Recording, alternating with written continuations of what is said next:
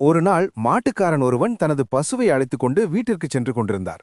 அமைதியாக நடந்து வந்த அந்த பசு திடீரென அடம்பிடித்து நடு ரோட்டில் அமர்ந்து கொண்டது. சின்ன ரோடு என்பதால் வாகனங்கள் எதுவும் செல்ல முடியாமல் போனது. மாட்டுக்காரன் எவ்வளவு முயன்றாலும் பசுவை எழுப்ப முடியவில்லை.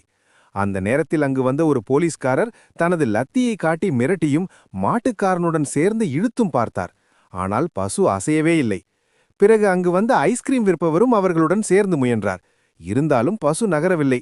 அதற்கு பிறகு மல்யுத்த வீரர் ஒருவர் இதை கண்டு சிரித்து, நான் பார்த்துக் கொள்கிறேன் என்று சொல்லி தனியாக மாட்டை இழுத்தார். ஆனாலும் அவராலும் பசுவை நகர்த்த முடியவில்லை. அப்போது அந்த வழியாக வந்த ஒரு சிறுவன் ரோட்டருகே இருந்த பச்சை புற்களை பறித்து பசுவின் முன் வைத்தான். பசு புல்லை சாப்பிட எழுந்தது. சிறுவன் புல்லை காட்டிக்கொண்டு மெதுவாக நடக்க ஆரம்பித்தான். பசுவும் அவனை பின்தொடர்ந்து நகர்ந்தது.